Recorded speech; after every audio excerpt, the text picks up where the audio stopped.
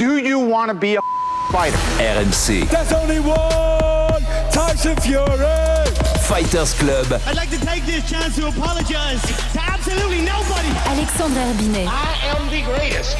Bonjour à toutes, bonjour à tous et bienvenue au 246e numéro du RMC Fighter Club, un Fighter Club qui remonte dans la cage cette semaine pour vous débriefer la victoire de Dustin Poirier, brutale, violente sur Benoît Saint-Denis. Malheureusement pour nous, c'était ce week-end à Miami, co-main event de l'UFC 299. Avec moi pour en parler, mon partenaire du Fighter Club, co-présentateur du podcast Au bord du ring. Vous retrouvez sa série Baba Versus sur YouTube. Il a du mal avec les traductions anglaises, d'ailleurs ça prend du temps. Et coach de boxe et de pied-point, comment ça va Baba? Ça va et toi? Ça va? Passé ton week-end à traduire? Ouais, c'est une galère. C'est long, mais bon, c'est pour la culture. Exactement, c'est important pour laisser les traces. Exact. Il fallait passer l'obstacle d'une légende pour rêver encore plus grand. Le retour à la réalité a été brutal. Après avoir dominé le premier round où il a peut-être tout donné vu son état de santé, Benoît Saint-Denis a subi un violent KO par Dustin Poirier au deuxième round ce week-end à Miami dans le co-main event de l'UFC 299. Était-il trop touché pour espérer plus? Que retenir des failles défensives encore montrées dans son jeu? Quelle suite pour lui comme pour le Diamond Poirier? Le RMC Fighter Club débrief le premier revers chez les moins de 70 kg à l'UFC du combattant français.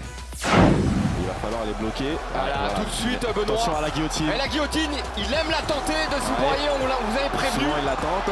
Il est bien placé. Et Benoît qui sort et qui se retrouve dessus. Ouais. C'est magnifique de la part de Benoît. Il n'a pas paniqué. Ce qu'il faut faire. Il est en train de le dominer dans tous les compartiments du jeu. C'est incroyable. Voilà. Et là, il va prendre le dos. Il va l'étrangler. Je le sens. On n'est même pas une minute du deuxième round. Il est déjà dans le dos. C'est en train de se passer. Attention à la mi-distance. Qui continue. Attention à la mi-distance. Attention à la mi-distance. Attention Benoît.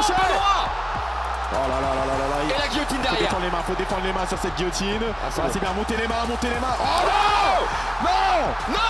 non, il est out. Poirier a gagné par KO au deuxième round. Quel retour de Dustin Poirier, quel combat. Et merci à Max Sabolin pour cette petite prod où on retrouvait tous les commentaires. C'était bien sûr dans la nuit de samedi à dimanche sur RMC Sport 2. Grand événement, puisque au-delà du combat de Benoît Saint-Denis, la carte était quand même très dense et remplie de gros combats, Baba. Mais ce qui va nous intéresser, bien sûr, pour ce débrief, c'était BSD face à un grand nom de la KT, numéro 3 du classement des challengers des moins de 70 kg. Puis on vous l'a assez répété, vous avez des épisodes entiers sur qui est Dustin Poirier. Donc n'hésitez pas si vous voulez encore retrouver après le combat.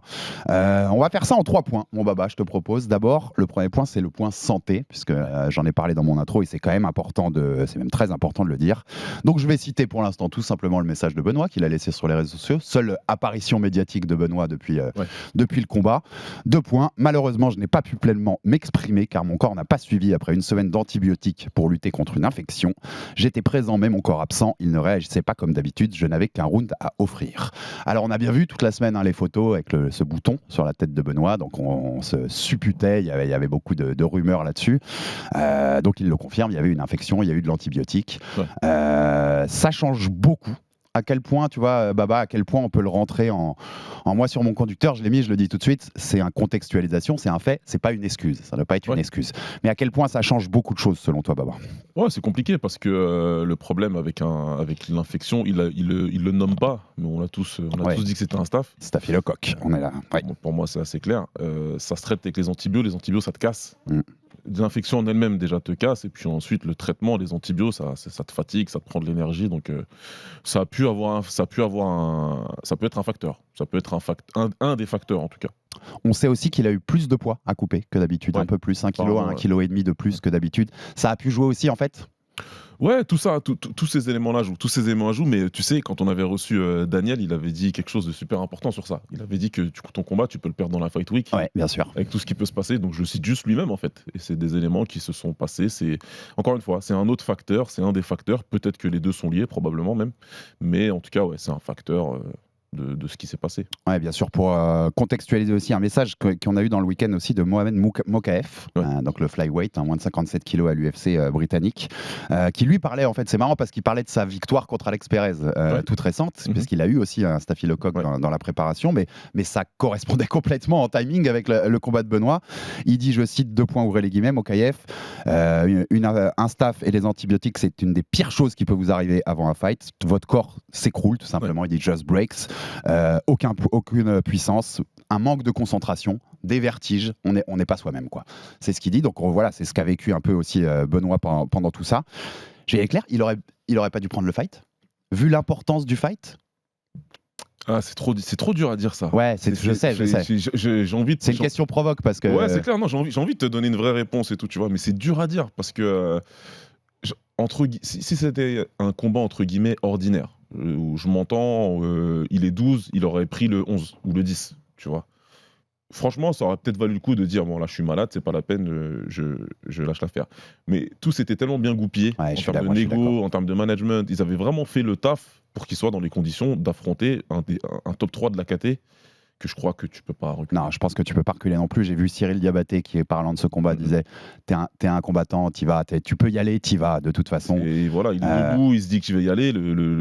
Tous les combattants, c'est des guerriers. Faut vraiment pas il faut tous, ouais, et je dis bien tous. Et donc ils ont tous ce mindset-là de se dire tant que je suis debout et que je respire et que je peux à peu près bouger, je peux aller. Et d'ailleurs, on va y venir, mais on le voit au premier round, il est quand même là. Enfin, il a des choses à offrir. C'est pour ça que moi je parle de facteurs. Complètement. Et pas d'excuses, surtout pas d'excuses. Et on le répétera, mais voilà, c'est aussi important de contextualiser tout ça. Et en effet, pour moi, il n'y a même pas de débat sur est-ce que tu dois prendre le fight ou pas. C'est tellement important, tellement gros.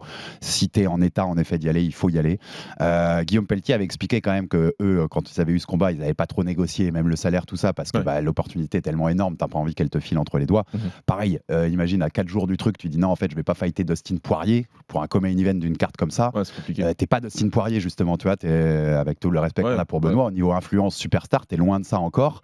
Et t'es pas sûr que l'UFC te dise pas, en fait, terminer cette chance-là et on va te remettre contre un mec 10e ou 9e, tu vois. Ce qui est, tu vois, c'est ce qui est dommage par rapport à cette position dommante de l'UFC, tu vois. Bien sûr. C'est ce qui est vraiment dommage. En revient au monopole, au monopson de l'UFC, en fait, on en est là, tu vois. Qui décide tellement de ta carrière que tu peux pas le faire. Dans la position d'un Benoît, tu peux pas tu peux pas oser, en fait. On vient de voir un des plus gros combats poids lourds de ce siècle qui a été reporté 2 fois. Parce que voilà, l'un des 2 combattants n'est pas suffisamment remis. Bon, derrière, les Saoudiens ont menacé d'une amende. mais ils rigolent plus après, il n'y a pas de forfait. Mais tu vois, ils ont pu repousser parce que voilà, ils sont dans cette position-là de dire je suis pas à 100%, je fais pas le combat. Tu vois. On parle de Fury Usyk, bien sûr, pour ceux qui n'auraient pas tilté là-dessus. On va passer au sportif parce que je pense que c'était un tout petit point à faire au début. Important comme contextualisation, comme on dit, surtout pas excuse. C'est la dernière fois que je le répète, mais c'est important. Ça fait partie du combat, il faut le mentionner. Ça fait partie du combat, complètement. Et c'était aussi important de sa part de le préciser pour le coup parce qu'on avait des. Moi, je vais te dire, Baba, je sais pas, tu me diras pour conclure là-dessus si tu l'as senti. Moi, pour le coup, je l'ai senti tout de suite. Quand il sort, quand il marche, il a les yeux un peu cavernes. Enfin, tu vois, il a pas du tout l'intensité qu'il a d'habitude et son rictus qu'il a d'habitude. Le premier kick, les premiers low kicks qu'il met, je trouve que visuellement, tu vois qu'ils n'ont pas l'intensité de ses premiers kicks contre Bonfim ou contre Moises, tu vois. Alors c'est pas les mêmes kicks, c'est pas mis dans le même état d'esprit. Il y a des nuances à mettre dans ce que je dis. Mais tu vois, c'est 2-3 petits trucs qui m'ont fait sentir que tiens, il est quand même un poil diminué en tout cas. Non, t'es pas le seul à l'avoir vu. Moi, je l'ai pas vu, mais peut-être tu parlais de Cyril Diabaté tout à l'heure, lui aussi il le mentionne, et il y a plein d'autres qui sont plus peut-être qui le connaissent mieux, qui ont vu que c'était différent. Moi, c'est pas quelque chose que j'ai vu. Tu sais, pour une raison simple, c'est que je prête pas super attention aux entrées des combattants dans l'UFC. C'est pour ça. C'est pour ça que là, tu vois, ça m'a pas fait beaucoup de différence. Le jour où ils autoriseront un petit peu plus de show comme MVP, là, je regarderai les entrées. T'as vu que Dana White a dit non. Il était pas content. Il était pas content parce que c'était quand même incroyable. Il a juste mis une capuche. Il aurait fait un AVC devant Cédric au PFL pour le coup en septembre. Directement quand même. Donc non, en tout cas j'ai vu d'autres personnes qui le mentionnaient et pas que des Français. Donc on peut imaginer que ça se voyait déjà. Maintenant en tout cas il est bien rentré dans le premier rang. Par contre ça nous amène, parce qu'on va ouvrir sur le sportif, et ça nous amène quand même à une question de transition en fait, Baba, entre ces 2 trucs là. Et là pour le coup il n'y a que Benoît qui pourra nous répondre, et j'espère que pas forcément tout de suite, quand il le voudra, tu vois, on l'entendra s'exprimer aussi là-dessus. À ton avis, il donne tout dans le premier round? Il sait qu'il a une jauge de... Tu sais, on est au jeu vidéo, la jauge de l'énergie, elle est limitée. Et il se dit, c'est là que je dois l'accrocher, ou alors c'est une galère, ou tu penses qu'il reste... C'est juste son game plan, faire sa lutte, tu vois, le fatiguer le plus possible. Ça ressemble au game plan qu'il aurait pu avoir, même en étant à 100% de ses capacités. Mais qu'est-ce que t'en dis de ça? Moi, je peux m'appuyer. En fait, on peut s'appuyer sur les faits et sur ce qu'on a vu, sur ce qu'on a eu comme matière avant. Parce qu'encore une fois, on a fait quand même beaucoup de contenu. On a eu Daniel, et qui nous avait clairement dit on va faire du MMA.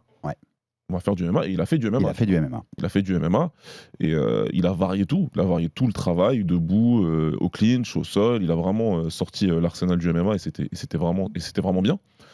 Maintenant, je pense qu'il n'avait pas suffisamment d'énergie, maladie ou pas, pour reproduire ça. voilà, hein, peut-être même normal, tu vois. Il n'y avait pas assez d'énergie pour vraiment garder cette pression constante. Parce qu'en face, même si Benoît domine le premier round, Dustin, il est dans le combat. hein. Il est dans le Moi, combat. je l'ai revu encore hier. On voit qu'il est dedans, qu'il cherche des contres, qu'il cherche des ouvertures, Ouais, même bien de sûr. contre la cage. Il cherche à le contrer à chaque fois qu'il peut. Il n'y a jamais un moment, je l'ai revu aussi, il n'y a pas un seul moment où il est en mode. Tu sens qu'il est dans des autres troupes complètes pas et en qu'il train d'abandonner, tu vois. qu'il n'est pas loin de lâcher ou C'est quoi ça. que ce soit. Pas du tout. Et donc c'est très, ça aussi, c'est drainant en termes d'énergie parce que tu es en train d'attaquer, mais tu dois faire attention à ce qui revient en face et ça te prend encore plus d'énergie. Maintenant, pour répondre à ta question de façon beaucoup plus claire, moi, il y a quelque chose qu'il a dit dans son message sur Instagram après, dans son statement là, où il dit qu'il avait qu'un seul round à nous donner. Il le dit. Il dit ça, tu vois, et bah, c'est là où tu vois ça. Donc peut on a notre interroger. réponse en fait, finalement, un petit peu déjà. C'est ce que j'allais dire, tu Ouais. vois, en fait, si on se base sur ses dires à lui, il part du principe qu'il voulait tout lâcher dans le premier round. Et c'est là où le débat peut avoir lieu. C'est là où le débat peut avoir Ouais. lieu. Ce qui- Et on voit dans sa volonté même dans ce premier round, notamment à la fin, d'aller prendre le dos, d'aller, tu Ouais. vois, d'aller tenter cet étranglement arrière. Peut-être tu dis, oui, c'est là, c'est maintenant quoi. Soit je le chope là, Ouais. soit ça devient compliqué. En plus, face à, on avait dit, un des points principaux de Dustin, fort dans la fatigue. Ouais, non, mais c'est clair. Même quand tu vois, il prend son dos, hein, Benoît, il prend son dos et tout de suite, Ouais, il il le essaye prend bien. d'attaquer Mais un les bras, crochets, bien sûr. Il le fait très bien. Mais ouais, j'ai l'impression que Dustin, il est quand même toujours dedans. Il est pas en train de, tu vois. Il n'y a jamais un moment de doute pour Dustin. En voyant toute la séquence, il met Voilà. même des coups en arrière, C'est tu sais, ça, ouais, il tu vois. tente des coups sur lui en arrière. Il est pas du tout perdu. Il n'y a pas un moment où il est abandonne pas, proche de l'abandon. Voilà, la pression, elle n'est pas en train de le casser. Donc ça aussi, c'est des choses qui mentalement te font mal. Quand tu as une position dominante sur ton adversaire et que tu vois que lui, il n'est pas trop dérangé par ça, bah, ça te met un coup moral et forcément un coup physique. Moi, juste le débat où on peut placer le curseur, mais après, ça sera à eux de nous expliquer. Ce sera à Benoît Ouais, bien sûr. et son coach de nous expliquer. C'est que, voilà, si tu arrives à diminuer dans un combat, bah, soit tu fais un all-in sur le premier round, ou soit tu essayes de conserver ton énergie, sachant que tu as des moyens de le faire, puisque tu es plutôt fort dans le contrôle. Tu arrives à prendre son dos, tu es fort dans le contrôle, c'est déjà pas mal de garder. On sait que, par exemple, Aljamain Sterling, il a pu gagner des rounds comme ça. Donc, et plein d'autres, et plein d'autres. Ouais, à la limite, changer ta stratégie pour être dans une stratégie plus comme ça. Voilà, moi, de je suis plus de la préservation. deuxième école. Pour Ouais. moi, j'aurais plus, mais bon, je suis pas dedans. Préservation. Et un point aussi quand même, aussi là-dessus, parce que je l'ai vu beaucoup passer aussi. En disant, ah, mais vous voyez comme il a dominé le premier round. On est sur un 5 rounds. C'est Ouais, du c'est- MMA. Oui, tu as dominé le premier round, il est à toi largement, il n'y a pas de souci. Mais c'est 5 rounds. Si tu l'as pas fini, c'est pas parce que tu as gagné le premier round. Il n'y a pas de médaille. On donne pas une médaille à la fin d'un combat. Bravo, tu as gagné le premier round. Ça n'existe C'est pas dur hein, qu'on même prenne pas ce que je dis. C'est pas une dureté contre Benoît que je dis là ou quoi que ce soit. Non, mais non, pas Mais du tout. pour ceux qui suivent plus la boxe, Ortiz Wilder. Ouais. Tu peux dominer cette round. Ortiz, Wilder, à partir du moment où il lui met une droite de la patate de l'enfer, c'est terminé. Il fait dodo. Je vais faire même des analogies sur des sports plus généraux, parce que j'imagine qu'il y a pas mal de personnes qui vont nous écouter aujourd'hui, qui ne suivent pas spécialement le MMA d'habitude, parce qu'ils veulent des explications sur le combat. Il y a plein de 100 mètres où Usain Bolt, aux 30 mètres, il est pas devant. Ouais. Mais à la fin, c'est qui lève la main. Non, mais c'est ça. C'est que ça compte pas. Le premier round, deuxième. À la fin, il y a 5 rounds à faire. Exactement. Et tous les rounds commencent debout et tous les rounds parce que j'ai lu des trucs. Ouais, non, mais voyez, il est beaucoup plus fort que Dustin. Il l'a dominé. C'est qu'un coup de champ. Non, c'est un combat de MMA en synchrone. C'est pas un concours de premier round. Voilà, exactement. C'est pas un concours de premier round. Ça aurait compté si on avait été à la fin et qu'il fallait compter. Il fallait compter les points. Exactement. Ce n'est pas le cas, puisque Dustin a trouvé la faille. Donc on parle de ce premier round quand même, parce que tu l'as dit, c'est à noter. Il a fait du MMA, il a fait du beau MMA pour le coup, Benoît. Il a fait tout ce qu'il fallait faire, ce que nous avait dit Daniel et ce qu'on avait ergoté pendant des heures et des heures dans tous ces contenus de préparation Baba. Du tie clinch avec les genoux. Ouais. Bien utiliser les genoux pour essayer de le frapper comme avait fait un Oliveira. Pression en lutte et en grappling, ce qui était, on l'avait dit aussi, il est fort dans la fatigue d'Austin, mais c'est dans ces phases-là qu'il est le moins fort ou qu'il craque le plus vite. Il a fait ce qu'il fallait faire pour le coup, Benoît, dans ce premier round. Ouais, vraiment. En tout cas, en termes il a mis beaucoup de variété. Ouais. Que ce soit en sélection de coups et aussi en termes de changement de niveau. Tout il à a travaillé en haut, en bas. Et même, il y avait même un et- enchaînement de ces deux trucs. Ouais. Variété de coups en haut avec à la tête, au corps. Et puis derrière, tout de suite, je change de niveau et je varie dans mon attaque. Très MMA, vraiment. Vraiment très, très bon. Quand Dustin saute sur la première guillotine. On va en reparler, vous inquiétez pas. Parce qu'il y en a eu plein. Mais quand il saute sur la première guillotine, Benoît il sort de la guillotine, qu'est-ce qu'il fait tout de suite? Il le retourne, il prend la position dominante. Donc dans tous les compartiments du jeu, il s'est mis un cran au-dessus. Maintenant, comme on disait, Dustin il était toujours dans le combat, Il était certes dominé, mais toujours dans le combat. Mais c'est vrai que Benoît, il a bien fait les choses dans ce premier round. Mais ce qu'il a fait, ça demande beaucoup d'énergie. D'ailleurs, Dustin, dans sa conférence de presse, dit beaucoup de jolis mots aussi sur Benoît. Il dit qu'il a senti bien sa puissance, qu'il a senti ses skills en grappling, qu'il n'était pas étonné, mais il a vu le niveau qu'il avait dans ses phases de lutte et de grappling. Il était par contre étonné, et ça peut revenir aussi un peu à l'état physique peut-être, il a été étonné du manque de puissance. Ouais. Il dit à un moment clairement, les premières fois qu'il me touche, j'ai pas senti de KO power. Ouais. Et il était étonné de ça. Il pensait qu'il allait en sentir plus. Ouais, je pense qu'il s'était préparé pour quelqu'un qui vient de finir ses 5 derniers adversaires. Ouais, c'est ça. C'est pas possible de pas avoir de puissance si tu finis tout le monde. Donc il devait s'attendre à ça, il devait se préparer pour ça probablement, mais il manquait quelque chose. Et puis après, Dustin, il a une capacité à encaisser aussi. Peut-être que lui-même se sous-estime ce côté-là. Peut-être, hein, tu vois. C'est-à-dire que la même passeur à notre adversaire aurait peut-être pas fait le même dégât. Quoi. Donc, il est surpris. Je pense aussi que, très franchement, il a dû vraiment très bien se préparer, Dustin. Clairement. Tu vois comment il parle après le combat.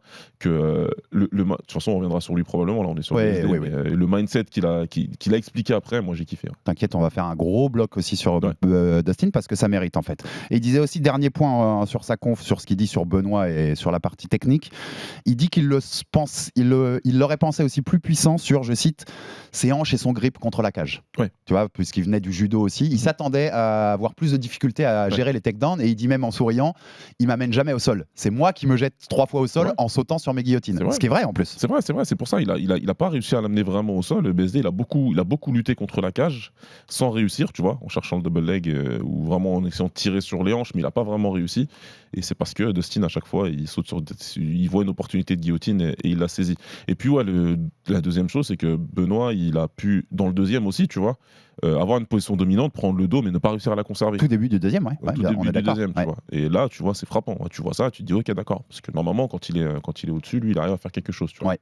Donc, il a une montée même. Hein. Il a une montée sur le début du deuxième. Tout après l'autre guillotine, il prend la montée. Très rapidement d'ailleurs, ce qui est impressionnant, hein, parce que moi, dans la vitesse à laquelle il transitionne à chaque fois, c'est impressionnant. Ouais, je suis d'accord. Il va super vite là-dessus, il prend la montée, mais dès qu'il essaye de prendre la posture pour frapper, il peut même pas. Tu vois. Il peut pas. Tout de suite, il prend le dos, mais après, il lâche la position. Et en plus, ils se sont retrouvés dans cette position-là parce que Dustin, il vient de trouver un premier contre très fort. Il vient de le toucher en uppercut, super fort. Exactement. Ben là, on va rentrer dans ce round-là parce que dans ce premier round, quand même, qu'on a dit dominé par Benoît, qui fait du beau MMA, beaucoup de variété. Par contre, et j'ai noté exactement, vous pourrez aller la revoir si vous voulez, à 1 minute 50 de la fin du round, il y a un tout petit moment de mi-distance où Benoît reste devant lui. On l'a noté tous les deux. Ok. Et il prend déjà un crochet.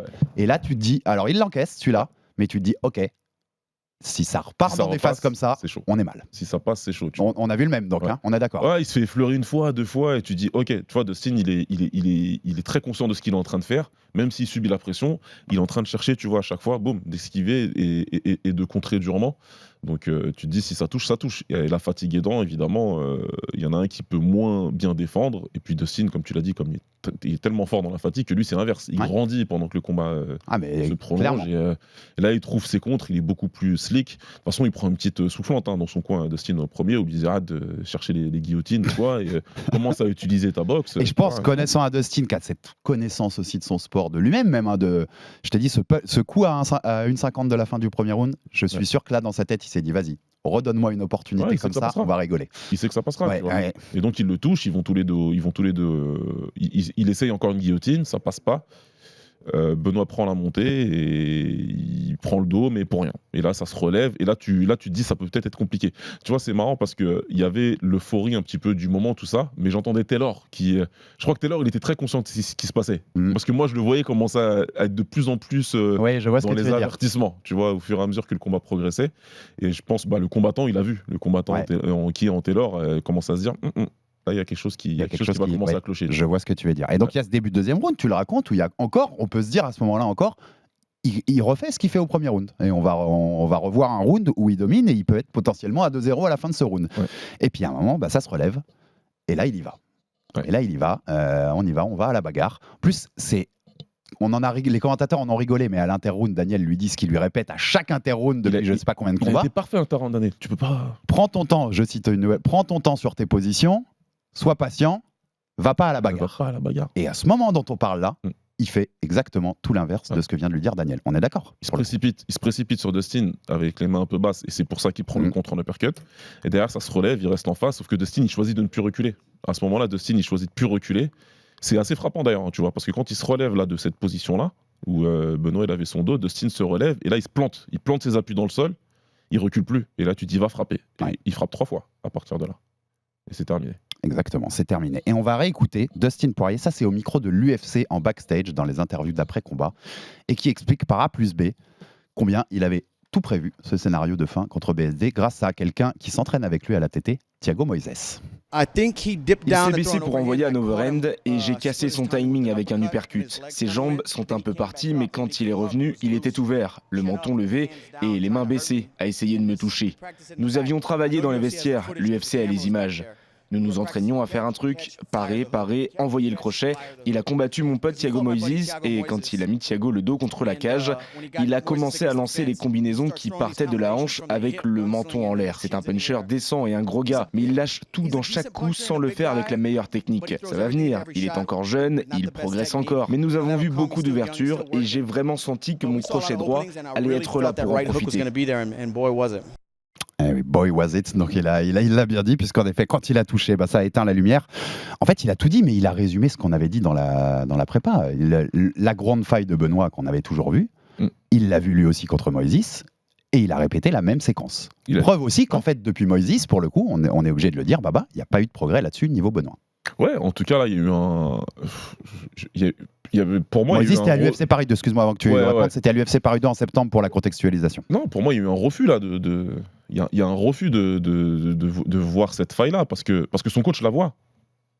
Oui, son coach la voit et depuis longtemps. Son coach la voit, il nous en a parlé aussi, on en a parlé ensemble. Et il nous a parlé 2 fois, avant dans l'épisode avant celui-là et dans l'épisode avant Frévola. Voilà, souviens-toi. Donc c'est pour ça que là, derrière, il va falloir faire quelque chose pour corriger ça, parce que quand tu montes dans l'élite, on l'avait déjà dit, quand tu affrontes les combattants d'élite, c'est plus la même chose. C'est des mecs qui ont le temps de la préparation. C'est des mecs qui ont des personnes avec eux qui vont pouvoir repérer les points faibles du combattant. C'est pas toi qui vas tout faire à ton niveau. C'est quelqu'un qui va faire le travail pour toi, qui va venir à la salle, qui va te dire voilà ce qu'on va travailler parce que voilà ses défauts.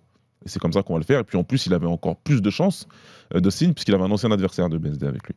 Donc tu vois, c'est intéressant. Et puis il a des mecs forts. Tu vois, il s'entraîne avec Gamrot pendant tout le camp. J'allais te dire, il a la lutte de Gamrot pour préparer. Il y a Thiago Moises qui a affronté BSD pour lui donner les trucs et les failles. Enfin, c'est Et tu vois ce que je veux dire. Donc il était vraiment extrêmement bien préparé. Benoît a pas ça de l'autre côté, on va pas se mentir.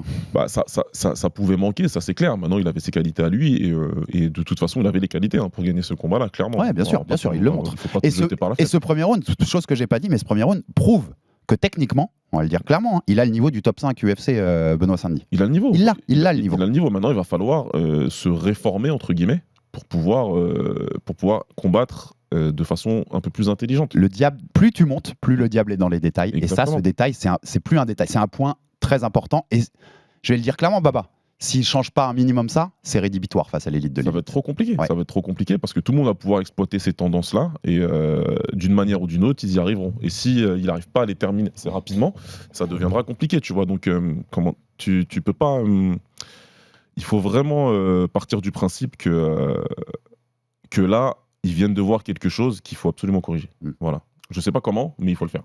Et quand il dit, là, je vais plus parler au coach quand il dit. Il répète dans le sonore qu'on vient d'entendre, il dit je l'avais vu contre Moises quand il se retrouve contre la cage, tout par des hanches, là il met des grands coups, le menton ouvert. Face à un boxeur, pas au niveau boxeur, boxe anglaise, parmi les grands champions, mais dans la boxe et le striking MMA, Poirier il est élite. Ouais. C'est fatal ça, on est d'accord. C'est fatal parce qu'il en faut qu'une seule. Il en faut qu'une seule. C'est du pain béni quoi pour eux. L'uppercut déjà qui passe, c'est le début de la fin. Déjà, il touche durement. Tu sais pas comment il a récupéré de ce coup-là. Ouais, pour le coup, il a du menton. Même s'il y a du passage au sol. Et puis après, derrière, il le touche super fort avec la gauche. Et Dustin, il voit les mains en bas et il sait comment il va exploiter ça. Il sait parfaitement comment exploiter ce trou-là. Si tu veux, je pense que c'est assez intéressant parce que je pense que Benoît, il a dû voir des trous dans la garde de Dustin. Il a voulu rentrer dedans pour les exploiter, sauf qu'il n'a pas vu lui-même les trous qu'il laissait. Et qu'en face, c'est un combattant qui a tellement d'expérience qu'il va pouvoir avoir cette capacité à les exploiter plus vite et mieux. Bien sûr. Tout simplement, en fait. C'est comme ça que ça se joue. Comme tu l'as dit, quand tu es au plus haut niveau, ça se joue sur des petits détails. Et alors, est-ce qu'il y a, mais pareil, ça, en fait, il nous manque des infos côté Benoît parce qu'on n'a que son message, mais il y a une possibilité qu'il se soit dit à ce moment-là, puisqu'au début du deuxième round, il continue dans son plan de le fatiguer avec la lutte et tout, et qu'il se soit dit à ce moment-là, en fait, j'ai plus d'énergie, on va à la guerre, et puis il y en a un des deux qui va tomber, quoi. C'est probable. Je pense, ouais. probable. Il peut y avoir un côté comme ça. En tout cas, le langage corporel, il nous dit ça. Et puis ça se voit que ça manque un peu de lucidité, parce que sinon, tu vois que les crochets un peu larges que tu envoies, tu vois que Dustin, il est tous en train de les bloquer, boum, avec les épaules, avec les coudes, il bloque avec les avant. Tu vois qu'en fait, tu touches très peu Oui, au bien sûr. visage. Tu vois que tu peux pas t'entêter. Tu vois que tu peux pas t'entêter à envoyer des coups comme ça, parce que tu lui donnes que des opportunités. Donc si tu as cette lucidité-là, même si tu commences là, t'arrêtes assez vite, parce que tu sens qu'il n'y a rien derrière. Et tu reviens à un truc où tu dis, d'accord, comment je vais faire maintenant pour pouvoir travailler au sol, parce que visiblement c'est là où j'ai l'avantage contre lui. Et pour le coup, important de noter, moi je trouve, sa diminution physique fait peut-être qu'il va plus vite à faire ça, parce que tu vois, il a moins d'énergie, donc il se dit vas-y, on y va maintenant. Ça veut rien dire, ça se trouve à 100%, il subit ça au 4e round. Pour moi, ce sont des erreurs techniques. Puisque la faille, elle est là, on l'a vu contre Moises où il était à 100%, cette faille-là, elle existe. Ce sont des erreurs techniques. Il peut se faire choper pareil, hein, tu vois. Moi, j'ai aussi beaucoup de gens qui m'ont dit, mais quoi, non, mais à 100%, t'as vu le premier round, il l'aurait fini, c'est lui qui aurait gagné. Moi, je suis sûr de rien. Hein. Peut-être. Non, peut-être. Je sais pas, mais c'est pas Street Fighter. Mais cette séquence finale, même à 100%, il peut la prendre. Il nous l'a prouvé déjà. Bien sûr. Si tu fais des erreurs techniques, et on l'a vu dans le combat de la veille, et dont on reparlera dans un autre épisode, quand tu fais des erreurs techniques, c'est rédhibitoire. C'est rédhibitoire. Peu importe que tu sois pour 100% physiquement, peu importe que tu sois même plus fort physiquement que ton adversaire, si tu fais des erreurs techniques aussi flagrantes, tu te fais punir. Point. Et c'est 100%, 110%, 120%, ce que tu veux. Comme tu as dit, dans le 4e round, tu es fatigué, etc. C'est la même chose. Et Dustin, il était parti, il était visiblement très très prêt pour 5 rounds. Complètement. Et puis et on l'a déjà répété, c'est justement une de ses forces. Ouais. Il peut, tu vois, dans un combat comme ça qui est accroché, au 4 ou 5, Dustin, il est capable de te faire ce qu'il a fait là au 2e. Ouais, clairement. Ouais. Et plus que capable. Ça ouvre la transition parfaite. On va être toujours bon baba là-dessus. Il a toujours la perche que je peux prendre au vol là. Hommage à Dustin quand même. Ouais. Hommage avec un petit sourire d'abord. On va commencer parce qu'on en a déjà parlé 50 fois, Baba, depuis le début de cet épisode, mais c'est guillotine. Il n'a pas respecté le game plan, monsieur Dustin Poirier, et pas du tout. On va l'écouter une nouvelle fois. Alors ça, c'est extrait de la conférence de presse. Dustin Poirier qui explique pourquoi il a sauté toutes ses guillotines, que ce soit en premier ou dans le 2e round. Non, tout le monde me l'a dit, ne tente pas ces guillotines sautées. Mike Brown me l'a répété 100 fois cette semaine. Gamrot me l'a dit aussi plusieurs fois dans les vestiaires avant le combat. Ça faisait partie de mon plan, pas de celui de mes coachs. Donc voilà, c'était mon plan, pas celui de mes coachs. Alors voilà, c'est Dustin Poirier, 35 ans, fin de carrière, dans la fin, qui est plus proche, quand je dis fin de carrière, plus proche de la fin que du début. Mais il en rigole plusieurs fois. Là, j'ai passé que ce sonore-là, mais il dit Gamrot, après son combat contre Dos Anjos, vient dans le vestiaire. Et limite, il m'a dit pas de guillotine, tu bouges circulairement pour sortir de la cage, mais pas de guillotine, pas de guillotine. Mike Brown.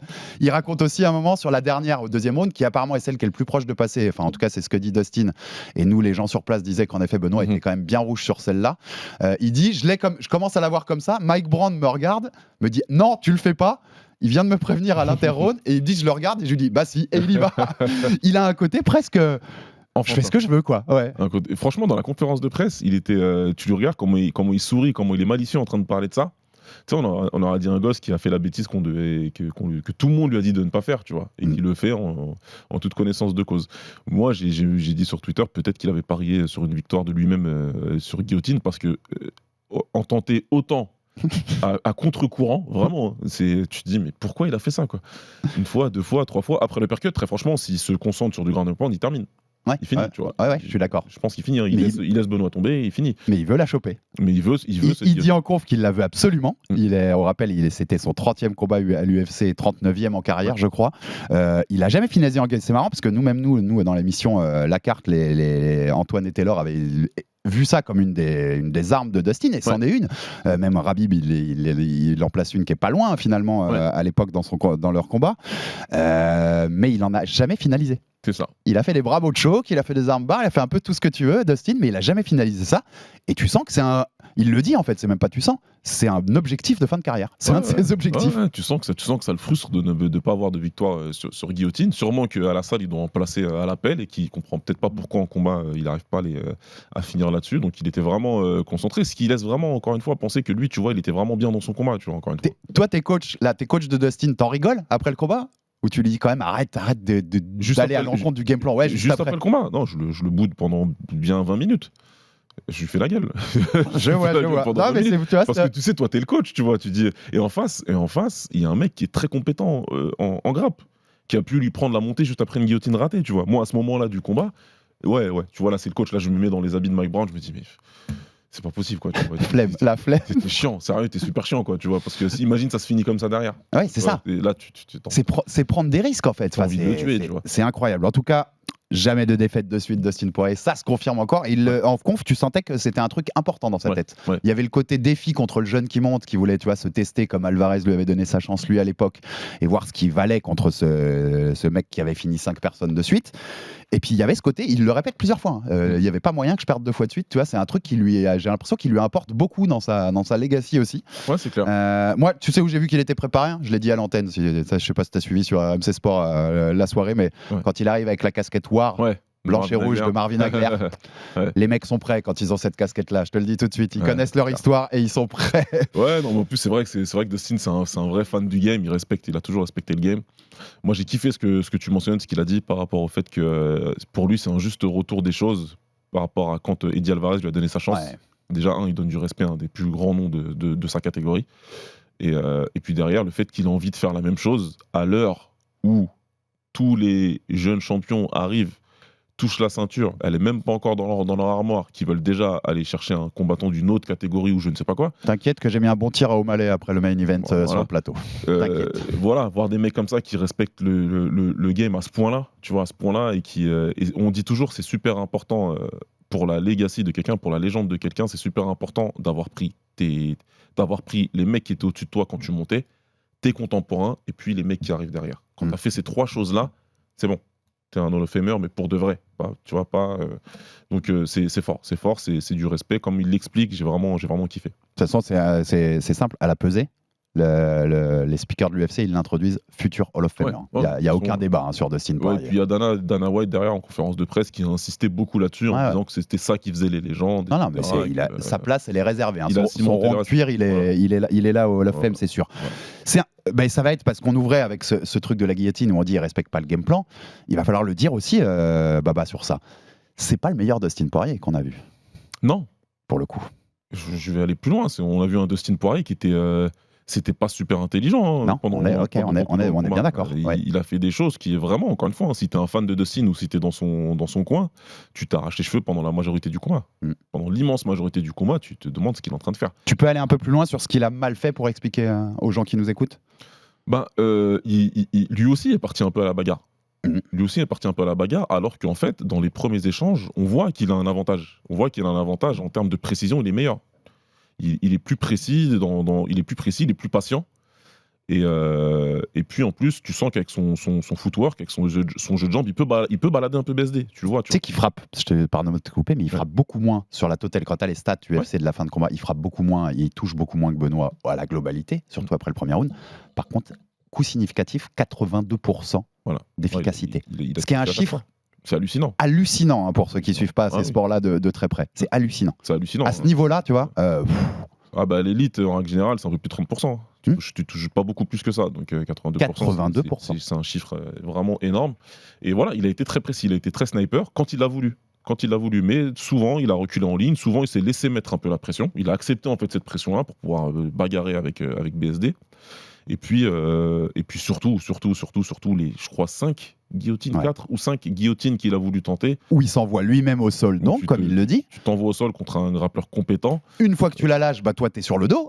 T'es sur le dos et t'as le mec dessus, donc tu prends un risque énorme aussi. À la fin, il se fait prendre le dos dans le premier round, il se fait prendre la montée dans le deuxième. Il y a eu des conséquences à ces guillotines. Il y a eu des vraies conséquences à ces guillotines qui auraient pu être fatales. Donc vraiment, pendant la majorité du combat, il n'a pas été un Dustin intelligent. Par contre, quand il s'est relevé ensuite de cette prise de dos, j'ose penser qu'il a dû se dire bon ok là c'est bon ça suffit, je joue un peu beaucoup avec le feu, et dès qu'il s'est mis à distance, je t'ai dit, il s'est planté dans le sol, il a commencé à vraiment sniper. Il y a eu moins de 5 coups plus tard, Benoît il était KO. Oui, il était KO. Ouais.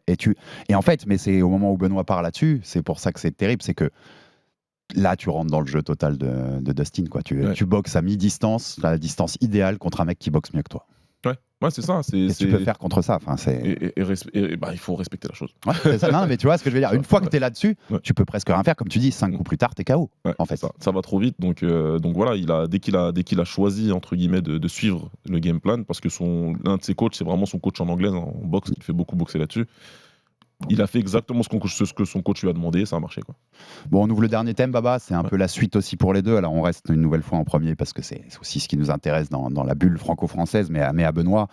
Moi, j'ai envie de dire que ce que je veux surtout, là, c'est un peu de repos. Ouais. En plus, il a beaucoup combattu ces derniers temps. Là, il prend un gros KO. Il y a le coup derrière qui est unnecessary pour se reciter Masvidal, ouais. L'inverse de Masvidal. Ouais. Mais bon, voilà, exactement. Mais il fait son taf. Enfin, Dustin, tant que c'est pas fini, on l'a toujours dit. Voilà, c'est ça le jeu. Mais il prend un gros KO. Ouais. Mentalement, c'est dur aussi, tu vois. Après tous les espoirs que tu as placés, il y avait beaucoup de gens, même à Miami, je sais, de son entourage et tout. Enfin, tu vois, c'est compliqué à gérer tout ça. Exemple que j'ai pris parce que je le trouve très intéressant. Le champion actuel, c'est Islam Makhachev dans la catégorie des moins de 70 kg. On vous rappelle qu'en octobre 2015, il prend un KO très sale. Contre Adriano Martins. Tu te souviens combien de temps il met à revenir ? Il a mis longtemps, je sais plus, mais il a mis longtemps. Ouais. On est début octobre 2015, il revient le 17 septembre 2016 contre Chris Wade. Donc il a pris son temps, il est retourné chez lui, il a pris son temps de se remettre du KO, physiquement déjà, mentalement. Et puis il a travaillé sur ses points faibles, il a travaillé sur ce qui l'a emmené au KO. Depuis, Islam Makhachev n'a jamais subi une seule défaite. Et il est champion actuel des moins de 70 kilos. Ouais. C'est ce qu'on veut pour Benoît ? Tu as dit quelque chose de super important, c'est que Islam, il a pris le temps de travailler sur ses points faibles. Le truc, c'est que Benoît, il a fait 6 combats en 18 mois, quelque chose comme ça. Ouais, en tout cas, là, il en avait 4 depuis juillet dernier. Ouais. Et celui d'avant, ça remontait à Paris parce qu'il y avait eu la blessure. Il n'avait pas pu prendre Solecki. Mais en tout cas, il y en a 4 depuis juillet. Il y en a 4 en 8 mois, 9 mois. 4 combats en 9 mois, c'est bon. Des cuttings, c'est un gros lightweight, des cuttings, des prépas. Quelqu'un qui vient du Muay Thai, il te dira que c'est rien. Moi, je te dis que c'est rien. Oui, c'est une semaine au boulot pour vous. Mais c'est pas la même chose parce qu'il n'y a pas ces cuttings-là, il n'y a pas cette culture du cutting, il y a pas. Et puis en plus, le Muay, c'est un sport très différent en ce qu'on s'entraîne de façon très très très différente. Le truc, c'est que quand tu enchaînes les préparations comme ça pour un adversaire spécifique, tu n'as pas le temps de travailler sur tes points faibles. Tu te prépares pour quelqu'un. Les 6 combats précis max, c'est depuis juin 2022. Ouais, tu vois. Donc ça fait un peu moins 20 mois, quoi. 20 mois, 6 combats, c'est beaucoup. Et donc tu te prépares constamment pour quelqu'un et tu n'as pas le temps vraiment de travailler sur tes points faibles à toi et affûter tes points forts, les rendre encore meilleurs, tu vois. C'est ce qui est la base du combat. Un des points qu'on avait dit finalement aussi avec Cyril Gane à un moment, qui en enchaînant tous sa début de carrière météorite à l'UFC, n'avait pas eu le temps d'avoir des grandes sessions de travail sur des choses spécifiques. C'est ça, et tu peux pas l'en vouloir parce qu'il se crée des opportunités. Il se crée des opportunités, c'est normal. C'est la carrière, t'as ton billet à prendre. Alors, zéro critique là-dessus, bien sûr. Par contre, quand le coup d'arrêt il arrive, c'est important de se poser et de se dire, voilà, quel temps on peut s'octroyer pour travailler sur se reposer déjà et travailler sur ce qu'on a vu. Il y avait de la pression sur ce combat-là. Ouais, complet, je suis d'accord. Quand il y a la première chaîne télévisée qui en parle. Le JT de 20h de TF1, Benoît, samedi soir. C'est là, tu te dis, ok, il y a beaucoup. Je pense qu'il y avait quand même pas mal de pression. Ouais, je crois qu'il y avait beaucoup de membres de sa famille qui étaient là-bas aussi. Ouais, exactement. Donc voilà, il faut encaisser. Le physique et le mental, je pense. C'est aussi important de le reposer. Encaisser la défaite et puis ensuite travailler et puis revenir. Et puis après, il va falloir négocier bien pour être dans un combat qui soit significatif et qui en même temps ne t'éloigne pas trop du top. Alors il y a des points. Déjà, Dustin lui a dit aussi, il lui a dit dans l'octogone, il l'a dit, répété au micro, il a de l'avenir, il a beaucoup de talent, prends ton temps, remets-toi, reviens pas tout de suite à la salle, il lui a dit, c'est les meilleurs conseils qu'il pouvait donner, il lui a donné, Dustin, et tu vas revenir, t'inquiète, prends ton temps. Point important, et que pour la suite de sa carrière, c'est que Dana White, même en conf, dit, on rappelle, ce combat a été le Fight of the Night, ils ont eu un bonus tous les deux pour ça, et il dit bien, ils nous ont donné ce qu'on attendait, la guerre, c'est un mec qui répond présent pour le spectacle, il sort pas des petits papiers de Dana White. Dana White l'aime bien, l'UFC l'aime bien, et c'est exactement quand même le genre de combattant qui peut avoir une très longue carrière à l'UFC. Tu sais que Benoît, il peut sortir de l'UFC à 35-36 ans, tu vois, parce qu'il a vu son style, je pense qu'il durera peut-être pas jusqu'à 40, mais en étant un fan favorite, quoi, en étant que les fans du monde entier savent, à chaque fois qu'on met ce mec-là sur une carte, vas-y, on va s'éclater. On l'a vu, de toute façon, là, on l'a vu sur toute la préparation du combat et puis après, vraiment sur la soirée, où il y avait vraiment beaucoup d'attentes. Il y avait beaucoup d'attentes pour ce combat et sur ce combattant-là. Les gens voulaient voir vraiment s'il pouvait passer cette étape. Et donc, ouais, il a déjà beaucoup de fans. Et un de ses premiers fans, c'est Dana. Et quand Dana, c'est ton premier fan, et bah, t'as le luxe, contrairement aux autres, justement, de pouvoir temporiser. Si le luxe qui ne s'est pas accordé, on va dire, quand il est tombé malade. Il peut se l'accorder là. Maintenant, il peut. Si Dana te le dit, et ensuite le dit en conférence de presse de façon très publique, que vraiment il kiffe ta manière de combattre et qu'il va faire en sorte, en tout cas, que tu restes dans des combats intéressants, Eh ben, prends le temps. Profite-en alors. Profite de ce privilège. Prends le fameux Dana White privilège. et prends le temps. Prends le temps et puis tu reviens. Je sais pas, j'imagine qu'il y aura une carte à Paris en septembre, puisque de toute façon, c'est devenu un petit peu un rituel. C'est déjà peut-être intéressant. Un peu plus tard que d'habitude, avec les Jeux paralympiques notamment. Peut-être que ce sera un peu plus tard, et ben ça peut être intéressant. Et puis même, pourquoi pas, une autre, hein, parce qu'avec ce qu'il vient de faire et le combat dans lequel il a été, il a peut-être même un peu dépassé, tu vois, le fait d'être obligatoirement sur les cartes de Paris et d'être que sur des cartes américaines. Benoît, il peut combattre partout aujourd'hui. Les gens savent qui il est, les gens savent le style de combat qu'il a. Partout, il sera applaudi. Enfin, en tout cas, on attendra son combat. Ça. Et après, ce sera intéressant s'il prend ce temps-là aussi dans le matchmaking, comme tu disais tout à l'heure. Pour le coup, ce sera intéressant de voir qui ils décideront de prendre. S'il reste un peu dans son classement, qui bouge pas trop, donc il était 12e avant le combat, il va pas baisser. Hein, il augmentera pas après la défaite, mais il va pas baisser. T'as des noms devant lui qui peuvent être intéressants à prendre. Il y a des choses, même des Fiziev que je peux citer. Enfin, ça dépendra des dynamiques à ce moment-là aussi, qui sortent d'une défaite, qui sortent d'une victoire. Voilà, il y a des galères, il y a des Jalen Turner qui sont des trucs pas simples à prendre, qui affrontent Moïcano, je crois, à l'UFC 300. Du Dan Hooker qui va revenir. Enfin, t'as beaucoup de possibilités, je trouve, pour Benoît, donc ce sera très intéressant. Il y en a un que t'aimerais comme ça, et après on passe juste à Dustin vite fait. Comme ça, dans l'idéal, tu vois. Moi, je pense que idéalement, si j'étais dans son camp, je lui ferais prendre celui qui va perdre entre Moïcano et Turner. Ouais.